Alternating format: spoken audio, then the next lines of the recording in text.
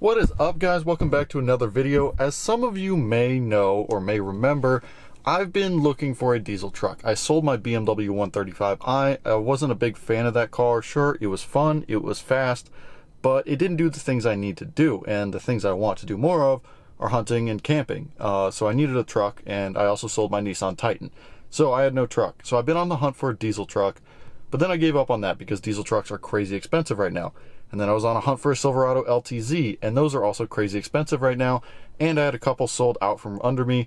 So I ended up settling, and I got a Tahoe. And more specifically, I got a police Tahoe. So what we've got here is actually the newest addition to the channel. It's a 2009 Tahoe. It's a police vehicle. It was a police vehicle in Texas. And from what I understand, this specific one was a supervisor vehicle, so it's an SSV and not a PPV, which also means that it is four-wheel drive. Most cop cars are two-wheel drive, but because this is an SSV, it is four-wheel drive.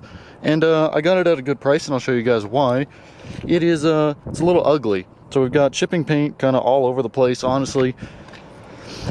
Paint's chipping, the grill is all chipping and gross.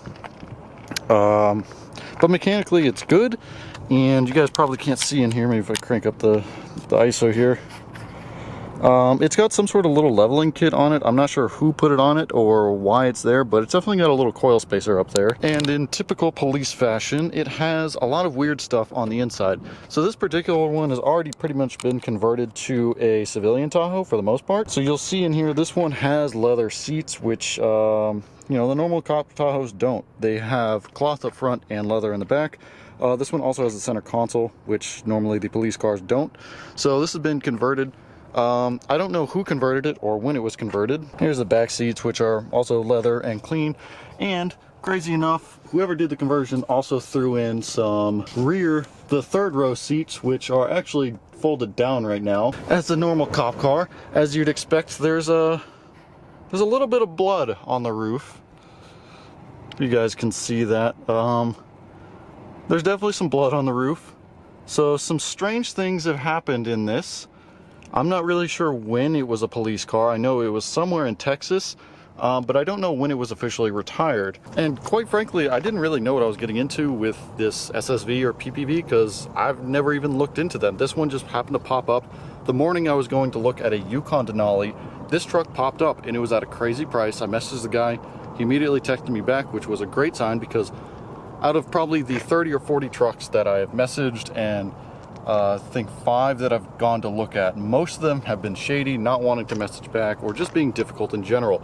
So the fact that this guy messaged back immediately was a huge green flag. But because of the fact that I wasn't really looking for a Tahoe or a PPV or an SSV, I don't really know what I'm getting into with this. So let me show you some of the weird stuff on this that I've noticed that definitely would not be on a normal Tahoe. So to start, we've got some weird wiring down here. This is this is basically by the driver's side footwell. Some of this stuff, like this, is definitely not in a normal Tahoe.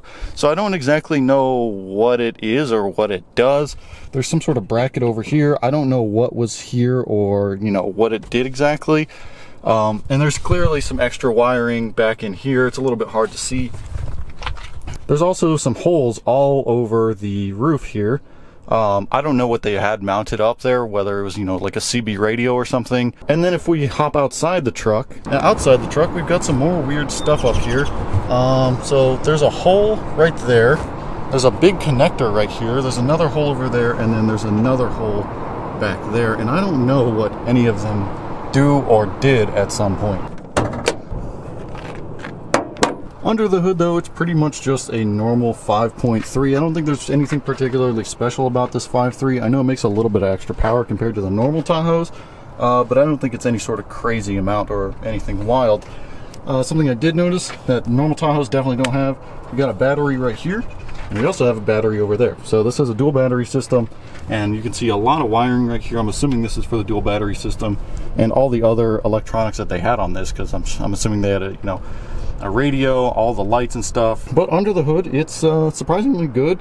It's super duper clean. There appear to be 0 oil leaks, which is super weird. Even for an LS, you'd expect maybe a little bit of valve cover leakage, and there's nothing. It's perfectly clean under here.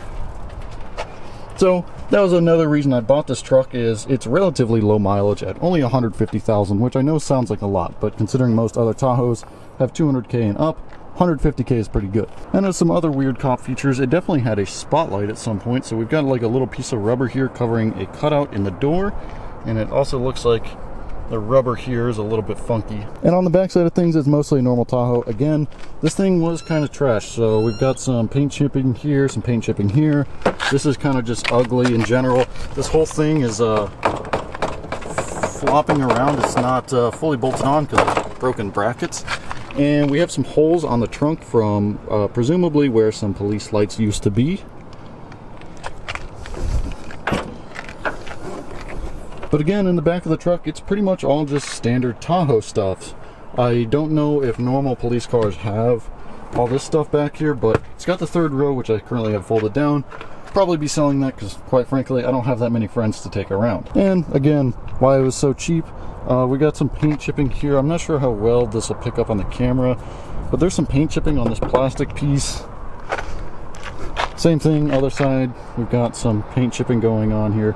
Nothing too crazy, and this is a piece of plastic, super easy to replace. And of course, like any Chevy from this time frame, we've got a busted dash, so it's definitely cracked in a couple of places, and it's not fully falling apart, but it's definitely cracked.